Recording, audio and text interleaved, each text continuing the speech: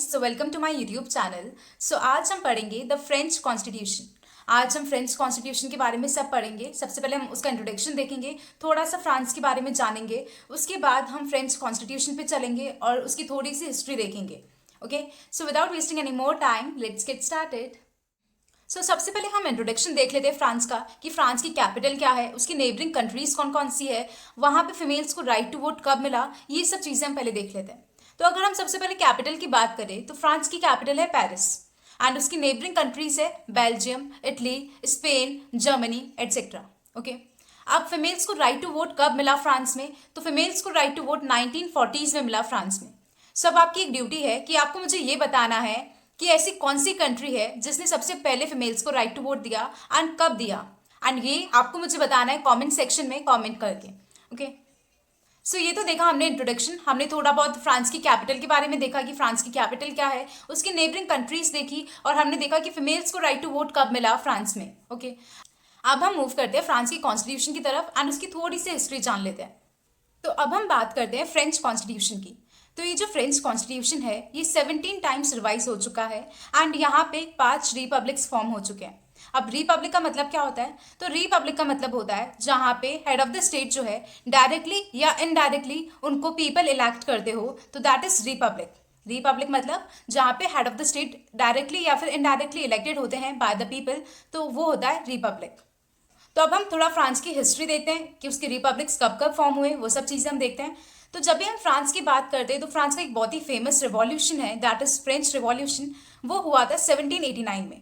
ठीक है, तो फ्रेंच रिवॉल्यूशन कब हुआ था, 1789 में। उसके बाद क्या हुआ, उसके बाद फ्रांस का फर्स्ट रिपब्लिक फॉर्म हुआ। 1789 में फ्रेंच रिवॉल्यूशन हुआ था, उसके बाद 1792 में फ्रांस का फर्स्ट रिपब्लिक फॉर्म हुआ।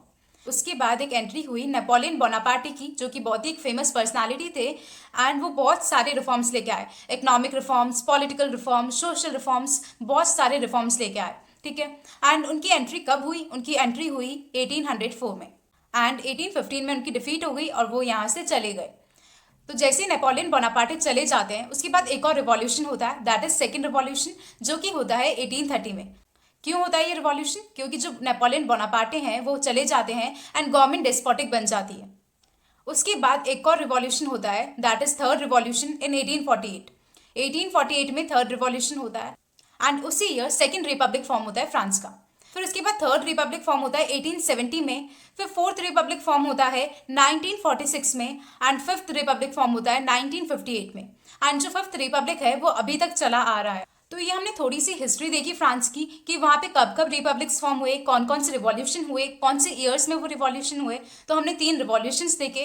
फर्स्ट रिवॉल्यूशन जो कि हुआ था 1789 में, उसके बाद सेकंड रिवॉल्यूशन हुआ था जो कि हुआ था 1830 में, उसके बाद थर्ड रिवॉल्यूशन हुआ था 1848 में एंड फिर हमने देखा कि कौन कौन से रिपब्लिक कब फॉर्म हुए। तो हमने देखा कि फर्स्ट रिपब्लिक फॉर्म हुआ था 1792 में, उसके बाद नेपोलियन बोनापार्टी की एंट्री होती है 1804 में एंड एग्जिट हो जाती है 1815 में। फिर सेकंड रिपब्लिक फॉर्म होता है 1848 में, फिर थर्ड रिपब्लिक फॉर्म होता है 1870 में, फिर फोर्थ होता है 1946 में एंड फिफ्थ होता है 1958 में, जो कि अभी तक चला आ रहा है। अब हम देखते हैं the features of the French constitution. आज हम कुछ ही फीचर्स कवर करेंगे फ्रेंच कॉन्स्टिट्यूशन के एंड बचे हुए फीचर्स हम नेक्स्ट पार्ट में कवर करेंगे। सबसे फर्स्ट फीचर आता है that it is a written unenacted constitution. French constitution जो है रिटन है एज वेल एज इनेक्टेड है, जैसे कि इंडियन कॉन्स्टिट्यूशन है। इंडियन कॉन्स्टिट्यूशन भी रिटन है एज वेल एज इनेक्टेड है, बट फ्रेंच कॉन्स्टिट्यूशन जो है एक बहुत ही स्मॉल कॉन्स्टिट्यूशन है। ठीक है, इसमें कितने आर्टिकल्स एंड कितने पार्ट्स है वो चीज़ भी हम देख लेते हैं। फर्स्ट ऑफ ऑल यहाँ पे पार्ट्स नहीं कहते, यहाँ पे टाइटल्स कहते हैं। ठीक है, तो फ्रेंच कॉन्स्टिट्यूशन में 89 आर्टिकल्स एंड 14 टाइटल्स है एंड इंडियन कॉन्स्टिट्यूशन की अगर हम बात करें तो इंडियन कॉन्स्टिट्यूशन में 448 आर्टिकल्स एंड 25 पार्ट्स है। इंडिया में पार्ट्स कहते हैं एंड फ्रांस में टाइटल्स कहते हैं। तो ये तो था हमारा first feature that it is a written and enacted constitution as well as it is a very small constitution. Now अब हमारा नेक्स्ट फीचर आता है दैट इज प्रीएम्बल। तो जो फ्रांस का प्रीएम्बल है इसमें 3 वर्ड्स है जिनको बहुत ही इंपॉर्टेंस दे रखी है, that is liberty, equality and fraternity. अगर हम इंडिया की बात करें तो इंडिया में जो liberty, equality and fraternity words है ये फ्रांस में से ही बोरो करे गए हैं एंड फ्रेंच कॉन्स्टिट्यूशन का आर्टिकल 2 जो है वो डील करता है with these 3 words, that is liberty, equality and fraternity. And इनका एक declaration of rights of man sign हुआ था इन 1789, जिसमें French people proclaim their attachment to the rights of man and to the principle of national sovereignty. So अब इस video का last feature of French constitution, that is popular sovereignty. Popular मतलब होता है people and sovereignty मतलब होता है free to take internal and external decisions. तो फ्रांस में पॉपुलर सोवरेनिटी है, मतलब that government is of the people, by the people and for the people. And ये चीज़ एग्जिस्ट होती है इंडिया में भी एज वेल एज फ्रांस में भी। एंड ये जो चीज़ है ये दोनों कंट्रीज के प्रीएम्बल में लिखी हुई है। सो आज हम इतने ही फीचर्स कवर करेंगे फ्रेंच कॉन्स्टिट्यूशन के।